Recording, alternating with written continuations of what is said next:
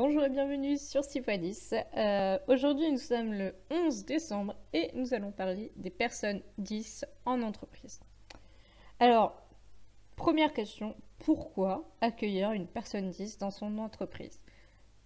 Alors, vous n'êtes pas sans savoir que soit il y a des difficultés pour les personnes 10, mais les personnes 10 ont aussi des atouts. Notamment le fait qu'elles ont une vision différente du monde et que finalement elles peuvent vous apporter des solutions innovantes, et ça c'est pas négligeable dans une entreprise. Mais également parce que ce sont des personnes volontaires, motivées, déterminées, curieuses et empathiques. Donc ça fait parfois de très bons managers et de très bonnes personnes, ainsi que ce sont des personnes qui sont, quand elles sont passionnées par leur métier, elles arrivent à aboutir à leur projet avec brio. Donc ça, c'est pas négligeable. Donc c'est vraiment une des forces du personnalisme. J'y reviendrai dans une vidéo, mais voilà. Ça, c'est une des forces du personnalisme. Alors, si vous avez une entreprise qui était gérée par des personnes 10, voici ce que ça pourrait donner. On pourrait voir un dyslexique manager, ou un manager dyslexique comme vous voulez.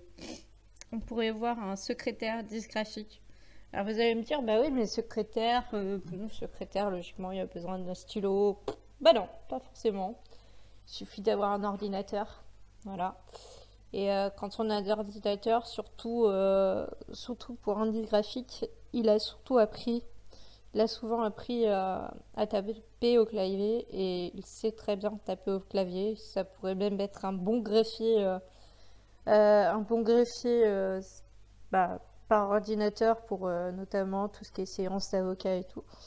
Et franchement, c'est pas négligeable. J'en sais quelque chose. On pourrait avoir une chargée de communication dyscalculique. On pourrait avoir un graphiste webmaster dysphasique, et enfin on pourrait avoir un commercial dyspraxique.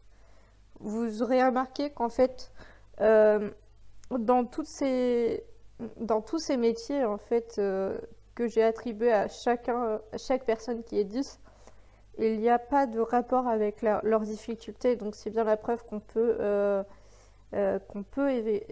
effectivement employer ce genre de personnes. En plus, comme je l'ai dit tout à l'heure, ce sont des personnes qui sont plus que motivées, volontaires et tout.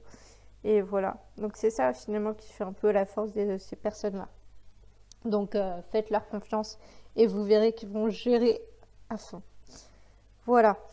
Alors, vous vous demandez peut-être quels moyens peuvent être mis en place pour un employé atteint de troubles 10. Eh bien, je vous invite à me contacter par mail, par téléphone ou sur les pages Facebook ou sur mon site web pour bénéficier notamment, pour qu'on mette en place une sensibilisation aux troubles 10 auprès de vos collaborateurs. Notamment, de toute façon, je précise, je fais toujours payer puisque c'est dans le cadre de mon entreprise. Et également pour que vous puissiez éventuellement bénéficier d'un accompagnement personnalisé auprès des personnes 10 de votre entreprise. Voilà, c'est la fin de cette vidéo, j'espère qu'elle vous aura plu. On se retrouve demain à 19h. En attendant, n'hésitez pas à la liker, partager et commenter, et à me suivre sur les réseaux sociaux. À demain!